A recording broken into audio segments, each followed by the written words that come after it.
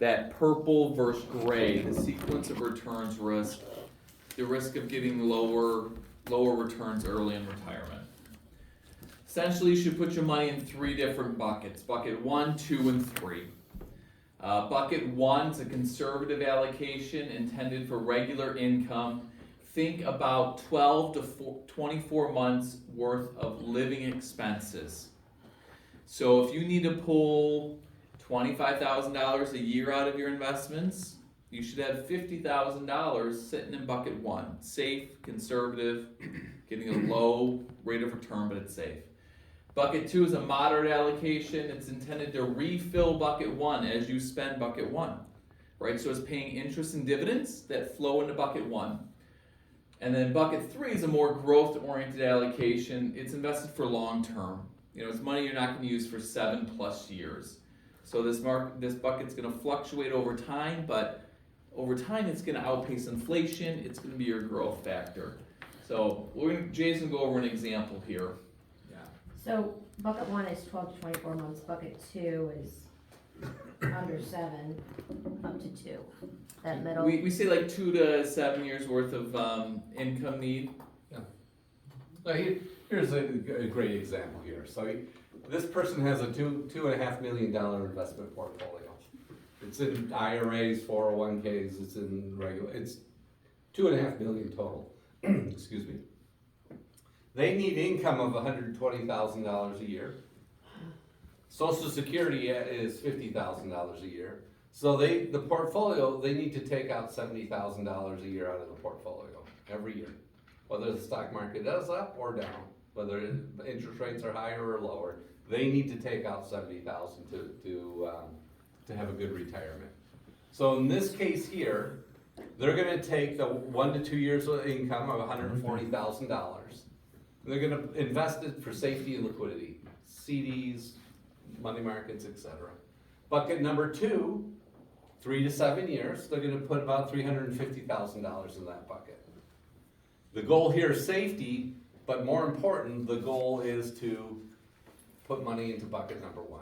Yeah, it's generating income. Think dividends and interest that's replenishing bucket 1 as you're spending money out of bucket 1. Yep.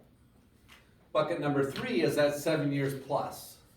This we have to worry about inflation and things like that because it's 7 years down the road. Inflation's going to eat away at your portfolio. So in this case here, you're going to put about $2 million in that bucket number 3. It's going to be a diversified portfolio of stocks and equities, fixed income, etc. But the object is to grow and outpace inflation. And there are some years where the market's going to do really well, and we're going to tell you to take some money out of that and put it into these buckets. So we want to even out kind of the income out of that. So it's liability investing. It's what insurance companies do all the time. Insurance companies know they have to pay out claims this year and next year and 3 years to 5 years and 7 years plus. It's how they invest their money. We call it bucket investing. You're putting money in buckets. Insurance companies call it, we're investing for our liabilities in the future. Well, retiree has liabilities. So you invest for that. We see most people come to us as just the one bucket. I'll give you an example of one bucket. You mentioned the target date fund. So if you're 401k, 403b, you probably have like the 2025 fund, the 2030 fund. Those funds are really good at building assets. They're not good at distributing assets. And here's why. They take all 3 of these buckets and they put it into one fund. Okay? So that's good from a diversification standpoint when you're building the account. But when you go to take money out, it presents a problem. Because it's all in one fund or one bucket, if the market's down and you call them and say, hey, I need my 70 grand because I've got a year's worth of expenses, they sell out of the one bucket. So they're selling the stocks that are down in value. That's the Mr. Gray scenario, that they're selling things down in value. If you have it in 3 different buckets and the market's down, you can say, okay, I'm going to take out of my cash because it's not down in value. I'm going to take it out of bucket 2 because it's not down in value. I'm going to let bucket 3 recover, right? So The downfall, the pitfall with those target date funds is they take the three buckets, they put it together in one, and so when you start selling out of that, you're subject to sequence of returns risk. If the market's down, you're selling across the board, when you really only wanna sell out of bucket one. This is the first I've ever seen. Nah, a Yeah, lot I of didn't see people, this yeah. before either. Let's say you retired in 2008. Not a good year to retire, but let's say you did. Or 2007. You know, stock market was down 50% in the 18 months from, 2007, end of 2007 to the spring of 2009. Yeah. The stock market was actually down 50%. If you had done this, well, you're not selling any stocks.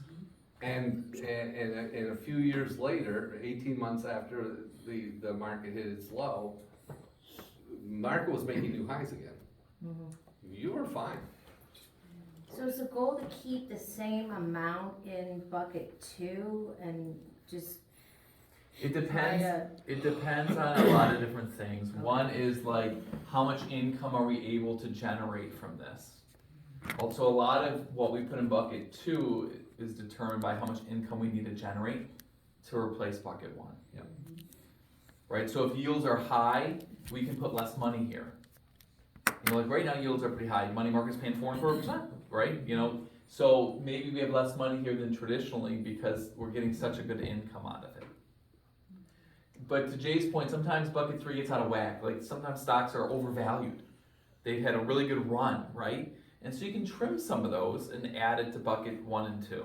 You should trim some of those. Yeah, take some of those gains and buy some income There's producing an old assets. saying on Wall Street, bears make money, bulls make money, but pigs get slaughtered. So you guys would help with this? Oh yeah, that's what we do. That's what we do. Okay, Yeah. yeah. because I wouldn't know where to put, I really, One is easy, 2 or 3 are, right, 2 and 3, no. that's the education Yeah. for your profession.